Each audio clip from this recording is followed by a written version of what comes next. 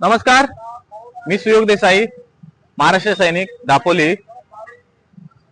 मी दापोलीतील माझ्या सर्व जनतेला सावधान करण्यासाठी या ठिकाणी आलोय।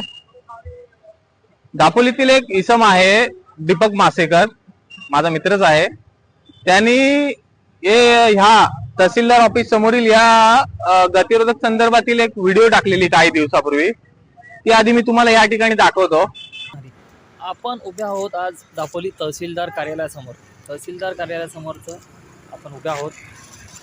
विषय असा आहे, तुम्ही बघू शकता तहसीलदार कार्यालयाच्या समोर हे जे ॲक्सिस बँक आहे, त्याच्या व्यतिरिक्त पेट्रोल पंप आहे आणि इकडे समोर एक शाळा आणि कॉलेज आहे।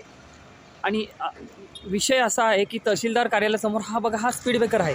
हा स्पीड ब्रेकर जो आहे हा इथपर्यंत फक्त अर्धवट आहे आणि ह्याच्या पुढे हा स्पीड ब्रेकर नाही आहे। त्यामुळे होतं काय, येणारे जे इकडच्या लोकांना माहिती आहे की आपण इकडे स्पीड ब्रेकर हा फक्त अर्धवट आहे, त्यामुळे येणाऱ्या गाड्या इकडून ज्यांना माहिती आहे इकडे अर्धवट स्पीड ब्रेकर आहे, ते अक्षरशः रिक्षावाले असो, डंपरवाले असो, कोणी असो, इथपर्यंत येऊन नॉर्मली सडनली त्या रस्त्याने जाऊन कट घेऊन जातं।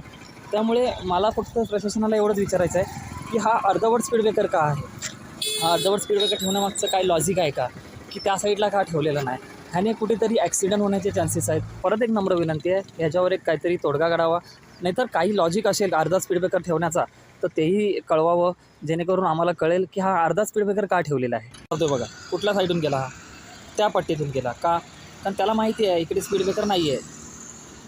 डंपरवाला बघा हा कुठून आला बघा, त्याला माहिती। त्याच्या व्हिडिओ नंतर काही दिवसातच म्हणजे काल रात्री या ठिकाणी खूप मोठा अपघात झालेला आहे आणि निव्वळ त्या गतिरोधकमुळे हा अपघात झालेला आहे। त्या अपघाताची व्हिडिओ पण 2-4 क्लिप्स माझ्याकडे आलेले आहेत। ह्या व्हिडिओतच मी त्या क्लिप्स टाकतो, तुम्ही बघाच।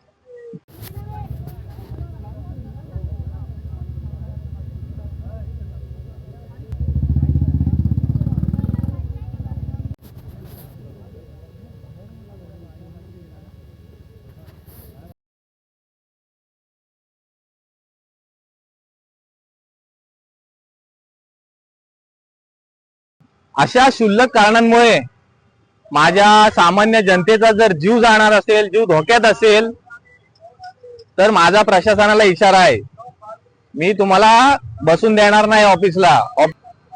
या गतिरोधक एक तर पूर्ण तरी टाकावा, नाहीतर तो काढून तरी टाकावा।